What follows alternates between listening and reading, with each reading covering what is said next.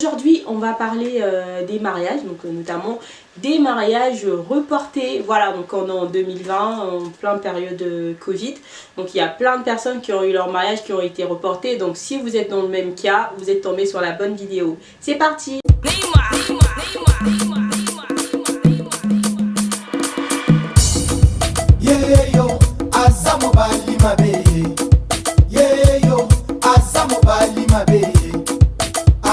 Voilà, donc c'est un sujet un peu très particulier pour moi, donc en même temps c'est un peu voilà, très compliqué parce que le report d'un mariage c'est toujours très difficile, ça fait très mal au cœur. Moi je l'ai vécu.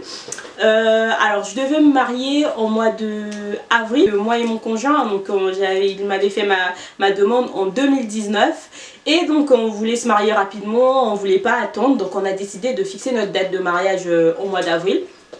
Donc voilà, malheureusement pour nous, tout était prêt, mais vraiment, on était au mois de mars, vraiment on avait tout commencé, pour ceux qui connaissent, pour les mariages africains, les entraînements pour les filles d'honneur, les danses et tout, donc, on était vraiment dans le mood et tout, enfin c'était juste tout simplement magique. Je pense que j'ai vécu les plus beaux moments de ma vie, puis est arrivé la descente aux enfers.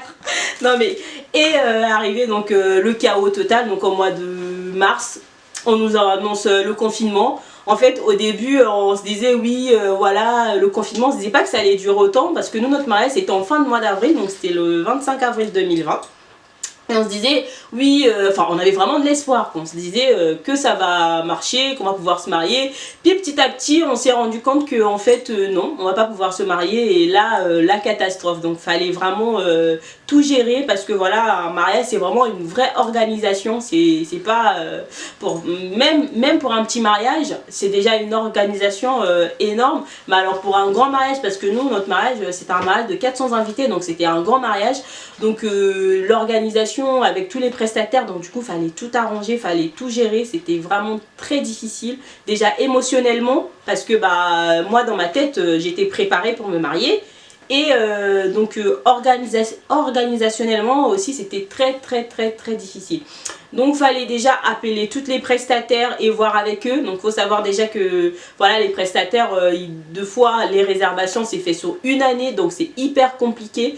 Enfin, la plus importante c'est déjà la salle de mariage. Si vous prenez des salles, il y a des salles de mairie ou de salles privées et tout. Donc déjà ça c'est hyper compliqué de voir avec eux. Moi dans mon cas j'ai eu vraiment beaucoup de chance avec ma salle parce qu'ils étaient hyper compréhensibles. Je m'entendais super bien avec la dame qui s'occupait de tout ça. Donc du coup en fait elle était très compréhensible. Donc dans un premier temps avec la dame on avait décidé de reporter mon mariage à septembre 2020. Et après cela, j'ai prévenu tous les autres prestataires, donc les vidéastes, photographes, traiteurs, etc. Donc c'était très compliqué dans le sens où il fallait vraiment que eux soient disponibles à la date que la salle m'avait proposée. Mais heureusement pour moi, ça a vraiment fonctionné. J'ai pu caser difficilement, hein, vraiment c'était il y avait d'autres prestats où ils n'étaient pas dispo, j'ai dû vraiment forcer, supplier ou même deux fois rajouter des suppléments parce que deux fois ça arrive qu'il y avait déjà une autre personne ou deux fois voilà, on peut s'arranger. On est arrivé en mois de septembre, ça ne va toujours pas, là on est au mois d'octobre, donc il y avait toujours ce problème de Covid et on va se marier, c'est pour la première fois et on espère c'est pour la dernière fois, donc on veut vraiment avoir tout le monde, toute notre famille. On a dû redécaler notre mariage au mois de juin, donc là c'était encore la panique totale. Enfin moi je l'ai vécu deux fois et je peux vous dire que franchement c'est pas les gens autour de nous, en fait les gens, notre famille se rendent pas compte. Pour une anecdote, le jour de mon mariage, le 25 avril, j'étais hyper mal, enfin la veille.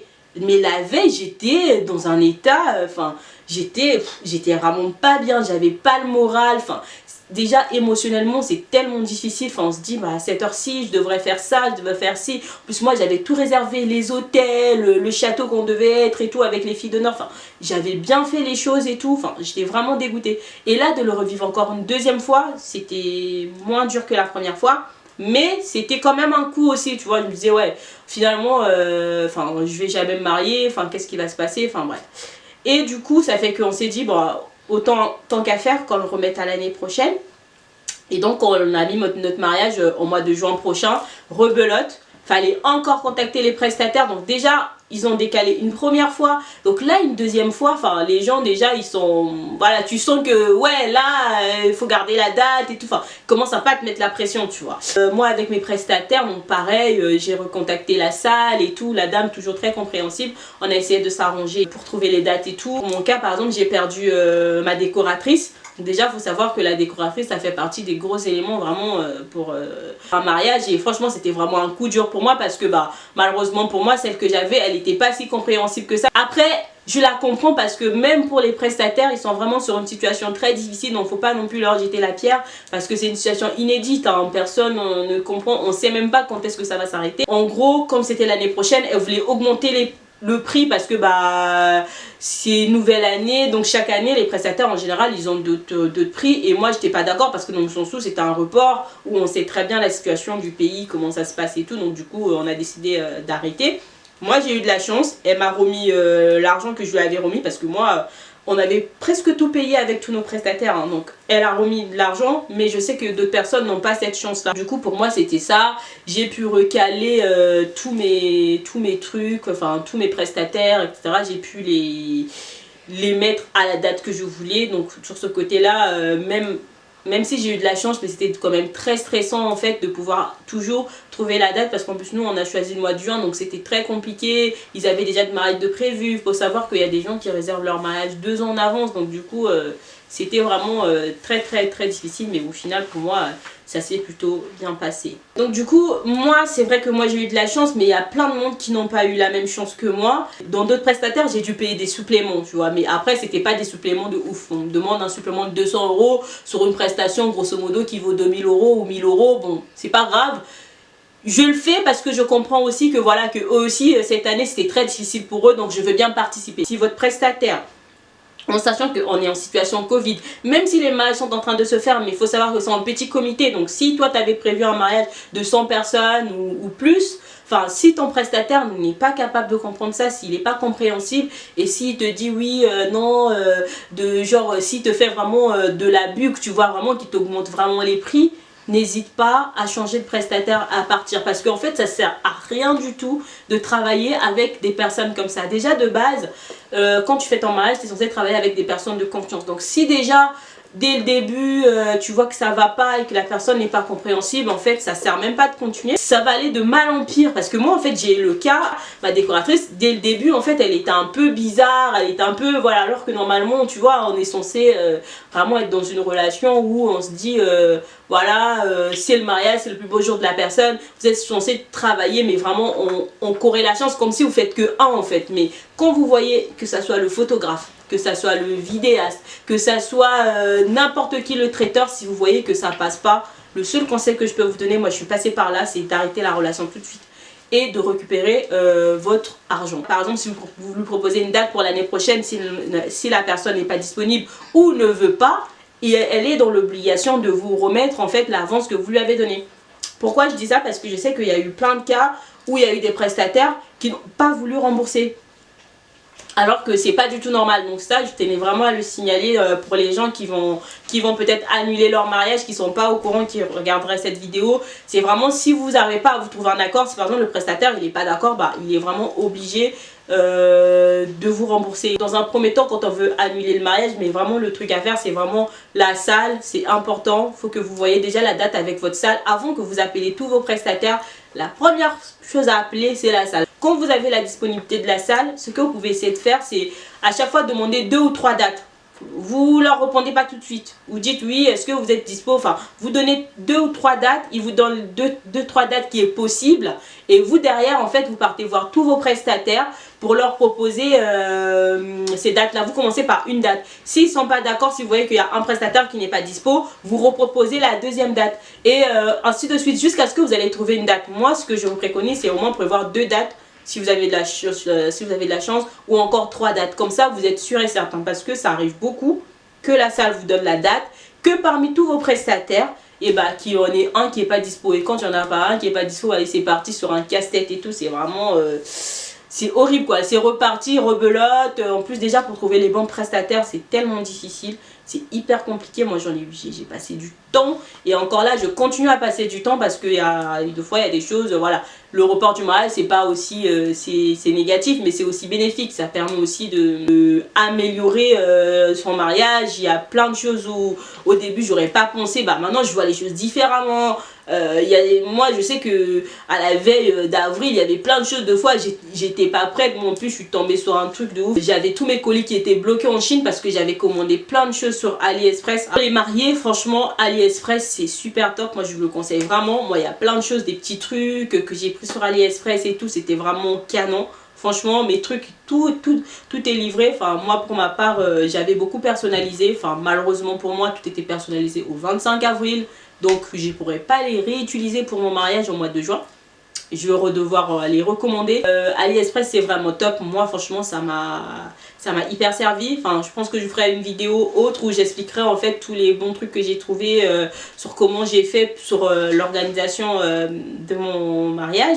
Et après n'oubliez pas, parce qu'il y a certaines personnes qui l'oublient, il faut prévenir la mairie que vous avez reporté, c'est hyper important, surtout quand vous avez la date de la salle, hein, la mairie aussi c'est important. Donc si vous pouvez aller vous inscrire déjà à la mairie, comme ça vous avez la date, parce qu'en sachant que l'année prochaine, il y a tout le monde qui a reporté leur mariage, qui vont se marier l'année prochaine. Donc l'année prochaine il y aura double mariage, on va dire ça sera l'année du mariage. Donc du coup les places, voilà, pour avoir la bonne place, le bon horaire, parce que surtout pour des gens qui veulent se marier à la mairie et à l'église comme moi, faut vraiment limite être la première, comme ça tu as vraiment le choix sur tous les horaires qu'il y a pour pouvoir prendre tes dates. Donc du coup quelle leçon j'en ai tiré de tout ça, parce que bah il y a quand même des leçons à tirer. Franchement au début j'étais vraiment déboussolée. Non mais pendant la période du confinement je pense que j'étais comme une femme enceinte en fait. J'avais un coup j'étais bien, d'un coup j'étais mal. Au début c'était très difficile, c'est vrai que le report du mariage c'est pas facile,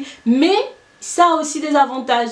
Oui, effectivement. Moi personnellement je pense que ça m'a beaucoup apporté, parce qu'en fait mon mariage j'ai pu que l'améliorer. Certes j'ai perdu de l'argent, et ça à en tirer c'est que le mariage vous coûte plus cher quand vous faites un report, ça c'est sûr et certain, hein, ça voilà, ça c'est clair. Mais bon, après on dit on se marie qu'une seule fois, donc nous on n'a pas eu de chance, mais c'est pas si mauvais que ça, parce que moi au final en fait ça m'a permis d'améliorer plein de choses dans l'organisation de mon mariage, donc comment je voyais les choses, et puis je vais plus faire les mêmes erreurs que j'aurais pu faire si j'avais fait mon mariage maintenant. Donc deux fois quand on fait le mariage, deux fois on se dit ça on va le payer après, ça on va le payer, et quand vous arrivez juste à la date presque du mariage, moi je sais que moi au mois de mars j'étais en panique, il y avait plein de choses que je devais payer que j'avais pas fait, que au final j'étais complètement paniquée. La preuve, j'avais tous mes colis qui étaient bloqués en Chine parce que je les avais pas commandés à temps. Maintenant je ferai plus la même erreur. Je sais que mon mariage en juin, bah, mes commandes dès janvier, j'envoie mes commandes. Même dans les idées, vous évoluez dans vos idées et tout. Il y a des choses que je fais différemment parce que bah, j'ai eu le temps de mûrir finalement, de prendre dans l'expérience, dans l'organisation tout simplement de mon mariage. Après ce qu'il y a à faire aussi vraiment, c'est pas de se décourager. Franchement ne vous découragez pas, parce que je sais que c'est très compliqué, c'est très difficile. Moi à chaque fois que je vois ma main je suis là, non mais normalement ils sont censés avoir une bague là, mais bon elle y est pas encore. Surtout ne vous découragez pas, toujours bah, soyez positif et gardez toujours cette âme là en fait, parce qu'au final en fait quand on te demande au mariage, t'es tellement dans un mood, t'es tellement dans une joie. Moi pour la préparation de mon mariage, enfin de septembre, enfin on avait fait la demande au mois de septembre 2019, de septembre à février, mais j'étais dans un nuage. Mais il n'y a que les gens je pense que qui ont vécu ça, mais vraiment qui peuvent comprendre, parce que j'étais dans un truc, enfin c'était tellement... j'étais contente tous les jours, c'était magique, mais moi je savais pas que ça faisait ça en fait. Non mais il y a ça, mais ça j'avoue je l'ai un peu perdu à force de reporter les mariages, mais ça même moi j'essaie de le garder parce que c'est hyper important. Deux fois j'essaie de me remémorer comment cette période était magique, mais je pense qu'au fur de temps quand tu vas avancer dans la date de ton vrai mariage, bah, cette lueur là, cette magie au final, bah, ça revient tout seul. Donc il y a ça à garder, et surtout le plus important c'est de se dire que vous vous aimez et que vous allez vous unir pour la vie. Donc il y a toujours tout ce qui est bien, il y a toujours des embûches, il y a toujours pour avoir quelque chose de bien il faut toujours souffrir, donc il faut dire que c'est vraiment pour la bonne cause. En tout cas moi c'est ce que je pense, et j'espère vraiment pour vous aussi c'est ce que vous pensez. je pense qu'on est à la fin de cette vidéo. Pour toutes les personnes qui sont dans cette situation, j'espère que cette vidéo saura vous aider.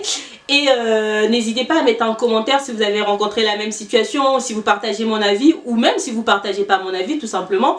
Et si vous avez besoin d'aide, n'hésitez pas à m'écrire en privé si vous voulez, ou soit en commentaire. Je ne manquerai pas de vous répondre, de vous expliquer moi comment j'ai fait pour surmonter tout ça et pour mettre au carré tous mes trucs. Et n'hésitez pas surtout à liker ma vidéo, à vous abonner sur ma chaîne pour avoir plus de vidéos et à faire un petit commentaire. Je vous fais plein de bisous et on se revoit dans une prochaine vidéo. Voilà.